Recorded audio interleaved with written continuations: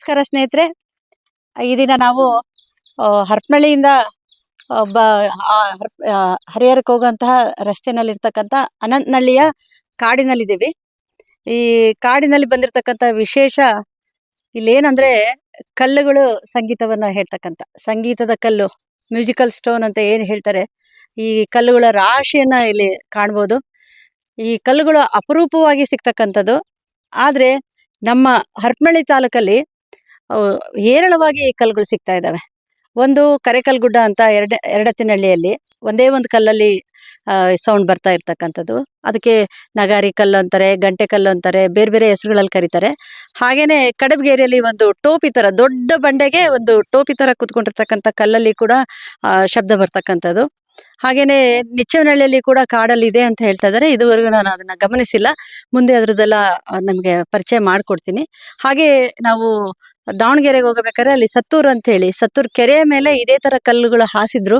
ಅವಾಗ ಹೋಗಿ ಬಡ್ದಾಗ ಅಲ್ಲಿ ಕೂಡ ಹೇರಳವಾಗಿ ಸೌಂಡ್ ಮಾಡ್ತಕ್ಕಂಥ ಕಲ್ಲುಗಳಿದ್ವು. ಆದ್ರೆ ಇಲ್ಲಿ ಹರಪನಹಳ್ಳಿಯಿಂದ ಪಕ್ಕ ಇರ್ತಕ್ಕಂಥ ಈ ಕಲ್ಲು, ಇವ್ರ ಹತ್ರ ನಾವು ಮಾತಾಡಕ್ ಬಂದಾಗ ಇವ್ರ ಹೊಲದಲ್ಲಿ ಇವೆಲ್ಲ ಕಲ್ಲುಗಳು ಇದ್ವಂತೆ. ಹೊಲ ಮಾಡ್ಕೊಳಕ್ಕಾಗಿ ಆ ಕಲ್ಲುಗಳನ್ನೆಲ್ಲ ತೆಗೆದ್ಬಿಟ್ಟು ಇಲ್ಲಿ ಬದುವಿಗೆ ಹಾಕಿದ್ದಾರೆ. ಬದುವಿನಲ್ಲಿ ಸುಮಾರು 20-30 ಕಲ್ಲುಗಳಲ್ಲಿ ವಿವಿಧ ವಿವಿಧ ಸೌಂಡ್ಗಳು ಬರ್ತಾ ಇದ್ದಾವೆ.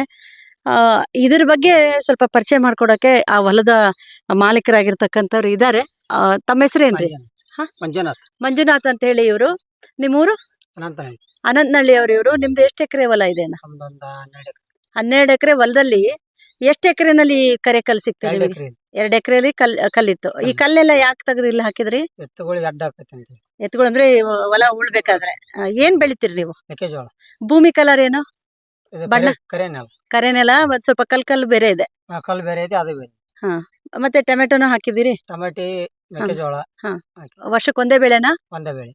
ಇವೆಲ್ಲ ಕಲ್ಲು ನಿಮ್ದು ಹೊಲದಿಂದನೇ ತಗೊಂಡಿದ್ದು? ನಮ್ಮ ಹೊಲದಿಂದ. ಈ ಬೇರೆ ಕಡೆಯಿಂದ ಅಲ್ಲ ಇದು? ಅಲ್ಲ. ಇಲ್ಲೆಲ್ಲ ಸ್ವಲ್ಪ ಕೆಂಪು ಭೂಮಿ ಇದೆ. ಕೆಂಪು ಭೂಮಿ ಇದೆ, ಕರೆ ಭೂಮಿ ಇದೆ. ಕರೆ ಭೂಮಿನಲ್ಲಿ ಮಾತ್ರ ಈ ಕಲ್ಲುಗಳು ಸಿಕ್ಕಿದ್ದು ನಿಮಗೆ? ಏನು ಮಸಾರಿ ಅಂತಾರಲ್ಲ ಅದ? ಅಲ್ಲ, ಎರೆ ಅಂತ. ಎರೆ ಭೂಮಿಯಲ್ಲಿ ಸಿಕ್ಕಿದ್ದು. ಎರೆ ಭೂಮಿನಲ್ಲಿ ಈ ಕಲ್ಲುಗಳು ಸಿಕ್ಕಿದ್ದಂತೆ. ಇದು ನಾವೇನು ಈಗ ಇವರು ಬದುವಿಗೆ ಹಾಕಿದ್ದಾರೆ, ಅವ್ರಿಗೆ ಬಡ ತೋರಿಸ್ತಾರೆ ನೋಡಿ. ವಿಶೇಷವಾಗಿರ್ತಕ್ಕಂಥ ಕಲ್ಲುಗಳು. ಬಡಿಯಪ್ಪ ಆ ಕಲ್ಲು ಬಡೀರಿ ನೋಡಿ. ಆ ಕಲ್ಲು ಬಡಿದ್ರೆ ಅದಕ್ಕೆ ಏನು ಸೌಂಡ್ ಇಲ್ಲ. ಅದು ಕೂಡ ಕರೆ ಕಲ್ಲೇ, ಅದಕ್ಕೆ ಸೌಂಡ್ ಇಲ್ಲ. ಇದಕ್ ಬಡೀರಿ. ಮತ್ತೆ ಗಂಟೆ ಶಬ್ದ ಇದೆ, ಇದನ್ನ ಬಡೀರಿ ಅಣ್ಣ. ಇದು ಬೇರೆ ತರ ಇದೆ. ಆ ಕಡೆ ಪಕ್ಕದ ಬರೀರಿ ಅಣ್ಣ, ಕಂಚಿನ ಶಬ್ದ ಬರ್ತಕ್ಕಂಥದ್ದು. ಹೀಗೆ ಕಲಾ ಸೌಂಡ್ ಮಾಡ್ತಕ್ಕಂಥ ಶಬ್ದಗಳನ್ನ, ಸಂಗೀತವನ್ನ ನುಡಿಸ್ತಕ್ಕಂಥ ಕಲ್ಲುಗಳಿದಾವೆ. ಕೆಲವರೆಲ್ಲ ಹೇಳ್ತಾರೆ ಹಂಪೆನಲ್ಲಿ ಇರ್ತಕ್ಕಂಥ ವಿಠಲ ಟೆಂಪಲ್ ಅಲ್ಲಿ ಕಲ್ಲಿನಲ್ಲಿ ಶಬ್ದಗಳು ಬರ್ತಕ್ಕಂಥ ಕಂಬಗಳಿದಾವೆ ಅದು ಅಂತೇಳಿ, ವಿಶೇಷವಾಗಿರ್ತಕ್ಕಂಥದ್ದು ಅಂತ. ಹಾಗೇನೆ ಯುರೋಪಿನಲ್ಲಿ ಹಲವಾರು ಕಡೆ ಈ ತರ ಶಬ್ದಗಳು ಬರ್ತಕ್ಕಂಥದ್ದು ಸಿಕ್ಕಿದೆ. ಇತ್ತೀಚೆಗೆ ತಮಿಳ್ನಾಡಲ್ಲಿ ಮತ್ತೆ ಆಂಧ್ರ ಪ್ರದೇಶದಲ್ಲಿ ಕೂಡ ಕಲ್ಲುಗಳು ಸಿಕ್ಕಿರ್ತಕ್ಕಂಥದ್ದು ನಾವು ಗಮನಿಸ್ಬೋದು. ಆದ್ರೆ ಎಲ್ಲಿ ಕರೆ ಕಲ್ಲಿದೆ, ಕಬ್ಬಿಣದ ಅಂಶದಿಂದ ಆ ರೀತಿ ಆಗ್ತಾ ಇದೆನೋ ಅಥವಾ ಏನ್ ಕಾರಣ ಈ ತರ ಶಬ್ದ ಬರೋಕೆ ಅಂತ ಗೊತ್ತಾಗ್ತಾ ಇಲ್ಲ. ಇದಕ್ಕೂ ಕೂಡ ಏನಾದ್ರೂ ನಾವು ಕಂಬದ ಆಕಾರವನ್ನ ಕೊಟ್ರೆ ಅಥವಾ ಕೆತ್ತನೆಯನ್ನ ಮಾಡಿದ್ರೆ ಇದು ಕೂಡ ಹಂಪೆಯಲ್ಲಿರ್ತಕ್ಕಂತಹ ಕಲ್ಲಿನ, ಸಂಗೀತದ ಕಲ್ಲಿನ ಕಂಬಗಳ ತರ ಅನಿಸ್ಬೋದೇನೋ. ಬಟ್ ಕಬ್ಬಿಣದ ಕಲ್ಲುಗಳಿವು, ಅದಕ್ಕೆ ಇವರೆಲ್ಲ ಕರೆ ಕಲ್ಲುಗಳು ಅಂತಾರೆ. ಈಗ ಬನ್ನಿ ಬೇರೆ ಬೇರೆ ತರ ಇದು ಮಾಡೋಣ. ಈಗ ನೋಡಿ, ಇಲ್ಲಿ ಒಂದು ಬಿಳಿ ಕಲ್ಲಿದೆ. ಬಿಳಿ ಕಲ್ಲಿಗೆ ಬಡೀರಿ ಅಣ್ಣ. ನೋಡಿ, ಇದು ಸೌಂಡ್ ಇಲ್ಲ. ಹಾಗೆ ಇದನ್ನ ಬಡೀರಿ ಅಣ್ಣ. ಇದು ಬರೇ ಸಪ್ರೇಟ್, ಅದಕ್ಕೂ ಸೌಂಡ್ ಇಲ್ಲ. ಇದೇ ಕಲ್ಲನ್ನ, ಇದು ಕರೆ ಕಲ್ಲಾಗಿದ್ರು ಕೂಡ ಇದಕ್ಕೆ ಸೌಂಡ್ ಇಲ್ಲ. ಇದೇ ಕಲ್ಲನ್ನ ಇದ್ರ ಮೇಲಿಟ್ರೆ ಅದು ಕೂಡ ಸೌಂಡ್ ಬರುತ್ತೆ. ಅಂದ್ರೆ ಈ ಕಲ್ಲಿಗೆ ಸಂಪರ್ಕಕ್ಕೆ ಬಂದ ತಕ್ಷಣ ಬೇರೆ ಕಲ್ಲು ಕೂಡ ಸೌಂಡ್ ಮಾಡುತ್ತೆ. ಆ ಬಿಳಿ ಕಲ್ಲು ಇಡ್ರಣ ಇದ್ರ ಮೇಲೆ. ಬಿಳಿ ಕಲ್ಲಿಗೆ ಸೌಂಡ್ ಇಲ್ಲ, ಆದ್ರೆ ಇದ್ರ ಮೇಲೆ ಇಟ್ಟಿರೋದ್ರಿಂದ ಅದೇ ತರದ ಸೌಂಡ್ ಬರ್ತದೆ. ಆಮೇಲೆ ಇದು ಬಿಳಿ ಕಲ್ಲಿದೆಯಲ್ಲ, ಪುಡಿ ಪುಡಿ ಆಗುತ್ತೆ, ಬೆಣಜುಗಲ್ ತರ ಇದು. ಆದ್ರೆ ಆ ಕರಿ ಕಲ್ಲು ನಾವು ಎಷ್ಟು ಹೊಡೆದ್ರು ಕೂಡ ಪುಡಿ ಆಗಿಲ್ಲ, ಮತ್ತೆ ಸೀಳ್ತಾನೂ ಇಲ್ಲ. ನ್ಯಾಚುರಲ್ ಆಗಿ ಇರ್ತಕ್ಕಂಥ ಈ ಕಲ್ಲುಗಳಲ್ಲಿ ಎಲ್ಲರಿಗೂ ವಿಸ್ಮಯ ಇದು.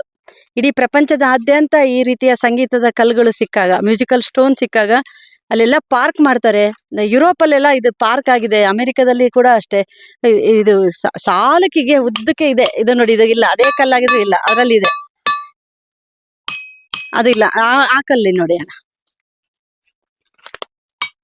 ಅದು ಇಲ್ಲ. ಕೆಳಗಡೆ ಇದೆ ನೋಡಿ, ಅದು ನೋಡಿ, ಎಲ್ಲ ಈ ಕಡೆ. ಆ ಕಲ್ಲಲ್ಲಿ ಬರ್ತಾ ಇದೆ. ಹೀಗೆ ಒಂದೇ ಜಾತಿಯ ಕಲ್ಲಾಗಿದ್ರು ಕೂಡ ಕೆಲವೊಂದಕ್ಕೆ ಸೌಂಡ್ ಇದೆ, ಕೆಲವೊಂದಕ್ಕೆ ಸೌಂಡ್ ಇಲ್ಲ. ವಿಶೇಷವಾಗಿರ್ತಕ್ಕಂಥ ಈ ಸೌಂಡ್ಗಳು ನಾನು ಆಗ್ಲೇ ಹೇಳ್ತಾ ಇದ್ದೆ, ಯುರೋಪಲ್ಲಿ ಈ ರೀತಿಯ ಸಂಗೀತದ ಕಲ್ಲುಗಳಿರ್ತಕ್ಕಂಥ ಪಾರ್ಕ್ಗಳೇ ಇದಾವೆ, ಸಂರಕ್ಷಣೆ ಮಾಡಿದ್ದಾರೆ.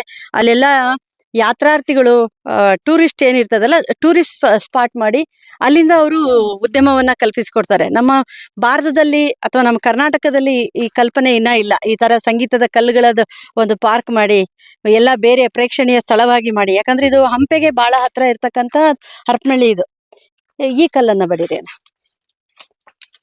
ಉದ್ದಕ್ಕೆ ನಾವು ಈಗ ನೋಡ್ಕೊಂತ ಹೋದ್ರೆ ಈ ಕಲ್ಲಲ್ಲಿ ಏನು ಶಬ್ದ ಬರ್ತಾ ಇಲ್ಲ. ಹಾಗೆ ಬಿಳಿ ಕಲ್ಲಲ್ಲೂ ಏನು ಬರೋದಿಲ್ಲ. ಇದು ಒಂಥರ ಪುಡಿ ಪುಡಿ ಆಗುವಂತ ಕಲ್ಲಿದು. ಇದಕ್ಕೆ ಬರ್ತಾ ಇದೆ ನೋಡಿ. ಅದ್ರ ಮೇಲೆ ಇರ್ತಕ್ಕಂಥದ್ದು ಪುಡಿ ಕಲ್ಲು. ಇವರು ಭೂಮಿಯನ್ನ ಅಗದಾಗ, ತಮಗೆ ಹೊಲ ಮಾಡ್ಕೊಳ್ಬೇಕು ಅಂದಾಗ ಭೂಮಿಯನ್ನ ಅಗದಾಗ ಯಾವ್ದು ಕಲ್ಗಳು ಬಂದಿದೆ ಆ ಕಲ್ಗಳನ್ನೆಲ್ಲ ಎತ್ತಿದ್ದಾರೆ. ಇದು ಬರುತ್ತೆ ನೋಡಿ. ಇದಂತೂ ತುಂಬಾ ಸ್ಪಷ್ಟವಾಗಿ ಕೇಳ್ತಕ್ಕಂಥದ್ದು. ಇಲ್ಲ, ಇದಕ್ಕೆ ಬರಲ್ಲ. ಹೀಗೆ ವಿಶೇಷವಾಗಿರ್ತಕ್ಕಂಥ ಕಲ್ಲುಗಳನ್ನ ನಾವು ಸಂಗ್ರಹಿಸಿ ಜನಗಳಿಗೆ ಆಕರ್ಷಣೀಯ ಸ್ಥಳ ಮಾಡಿ, ನಮ್ಮ ಹರಪನಹಳ್ಳಿ ತಾಲೂಕಿಗೆ ಜನರು ಬರೋವಂಥ ಒಂದು ಕಾಯಕಲ್ಪವನ್ನ ಮಾಡಿ. ಯಾಕಂದ್ರೆ ನಮ್ಗೆ ಹರಪನಹಳ್ಳಿಗೆ ಬರೋಕೆ ಹರಪನಹಳ್ಳಿ ಪಾಳೆಗಾರರದೇ ಒಂದಿಷ್ಟು ಇದಾವೆ. ಹಾಗೇನೆ ರಾಷ್ಟ್ರಕೂಟರಿಂದ ಹಿಡಿದು ಶಾತವಾಹನರ ಕಾಲದಿಂದ ಹಿಡಿದು ಕೆಲವೊಂದು ನೆಲೆಗಳು ಇಲ್ಲಿದಾವೆ.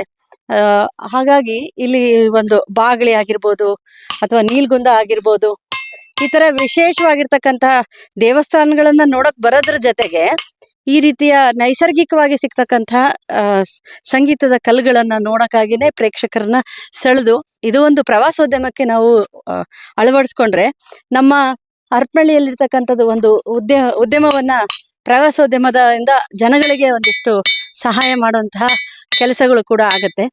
ಈ ರೀತಿಯ ಪರಿಸರದಲ್ಲಿರ್ತಕ್ಕಂತಹ ವಿಷಯಗಳನ್ನ ಸಂಗ್ರಹಿಸಿ ತಮಗೆಲ್ಲ ಪರಿಚಯ ಮಾಡಿಕೊಟ್ಟು ತಮ್ಗೆ ಅನುಕೂಲ ಆದಾಗ ಬಂದು ನೋಡಿ ಈ ನೈಸರ್ಗಿಕ ಪ್ರಕೃತಿಯ ಜೊತೆಗೆ ಇಲ್ಲಿ ನಿರ್ಮಾಣ ಆಗಿರ್ತಕ್ಕಂತಹ ಇದನ್ನ, ಆಮೇಲೆ ಆ ರೈತರ ಬಾಳನ್ನ ಹೇಗೆ ಅವರು ಸಾಗಿಸ್ತಾ ಇದ್ದಾರೆ, ರೈತಾಪಿ ಜನ ಹೇಗೆ ಕಷ್ಟಪಟ್ಟು ದುಡ್ಕೊಳ್ತಾ ಇದ್ದಾರೆ, ಬರ್ತಕ್ಕಂಥ ಇವಾಗ ಮಳೆ ಬಂದಿದೆ, ಬೆಳೆ ಚೆನ್ನಾಗಾಗ್ಲಿ ಅಂತ ಹೇಳ್ತಾ ಬೆಳೆಗಳ ಮಧ್ಯದಲ್ಲಿರ್ತಕ್ಕಂಥ ಕಲ್ಲುಗಳು ತಮಗೆ ಅನುಕೂಲ ಆಗೋದಿಲ್ಲ ವ್ಯವಸಾಯ ಮಾಡಕ್ಕೆ ಅಂತೇಳಿ ತೆಗೆದು ಈ ಒಡ್ಡಲ್ಲಿ ಹಾಕಿರ್ತಕ್ಕಂಥದ್ದು.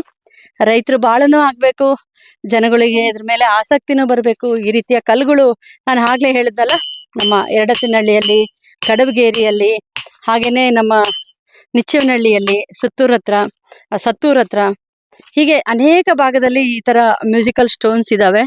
ಅವನ್ನೆಲ್ಲವೂ ಬಂದು ಪರಿಶೀಲಿಸಿ. ಯಾಕಂದ್ರೆ ನೀವು ಎರಡತ್ತಿನಹಳ್ಳಿಗೆ ಹೋಗಿ ಹತ್ತಬೇಕು, ಗುಡ್ಡ ಹತ್ತಬೇಕು, ಎಲ್ಲರಿಗೂ ಆಗೋದಿಲ್ಲ. ಗುಡ್ಡ ಹತ್ತೋದು ಸ್ವಲ್ಪ ಕಷ್ಟ ಇದೆ. ಹತ್ತಿ ಹೋದ್ರೂ ಆ ಮ್ಯೂಸಿಕಲ್ ಸ್ಟೋನ್ ಹತ್ರ ಒಂದೇ ಒಂದು ಸ್ಟೋನ್ ಇರೋದ್ರಿಂದ ಅಲ್ಲಿ ಹತ್ರ ಹೋಗೋಕ್ಕೂ ಸ್ವಲ್ಪ ಕಷ್ಟದ ಕೆಲಸ.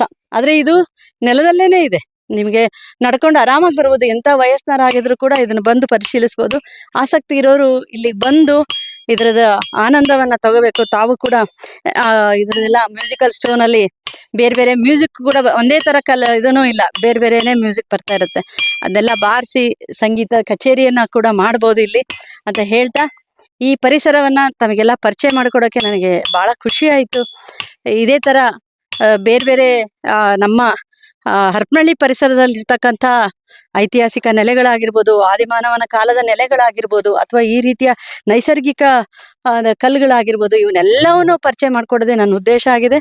ಹಾಗಾಗಿ ತಾವು ದಯವಿಟ್ಟು ತಾವು ಬಂದು ನಿಮ್ಮಲ್ಲಿ ಬಂದಿರತಕ್ಕಂತಹ ಕುಟುಂಬ ವರ್ಗದವ್ರಿಗೂ ಬಂದು ಇಲ್ಲಿ ಕರ್ಕೊಂಡ್ಬಂದು ತೋರಿಸಿದ್ರೆ ಇದೊಂದು ಪ್ರವಾಸಿ ನೆಲ ಆಗ್ಬೋದು. ಬೇರೆಯವ್ರಿಗೂ ಕೂಡ ಇದರಿಂದ ಉದ್ಯಮ ದೊರೆಯುವಂತಹ ಅವಕಾಶಗಳು ಜಾಸ್ತಿ ಇರೋದ್ರಿಂದ ನಮ್ಮಲ್ಲಿ ಬೇರೆ ಏನು ಉದ್ಯಮ ಇಲ್ಲ. ರೈತಾಪಿ ಜನ ಆಗಿರ್ಬೇಕು, ಮತ್ತೆ ಮಳೆ ಆಧಾರಿತ ಪ್ರದೇಶ ಆಗಿರೋದ್ರಿಂದ ಇವರು ದುಡ್ಕೊಂಡು ತಿನ್ನೋದು ಕಷ್ಟ. ಈ ರೀತಿಯ ಪ್ರವಾಸೋದ್ಯಮವನ್ನ ನಾವು ಡೆವಲಪ್ ಮಾಡಿದ್ರೆ ಬಹಳ ಒಳ್ಳೇದು ಅನ್ನೋದು ನನ್ನ ಒಂದು ಅನಿಸಿಕೆ. ಹಾಗಾಗಿ ತಾವೆಲ್ಲರೂ ಇದಕ್ಕೆ ಸಹಕಾರ ಕೊಡಬೇಕು ಅನ್ನೋದೇ ನನ್ನ ಒಂದು ಉದ್ದೇಶ. ಧನ್ಯವಾದಗಳು.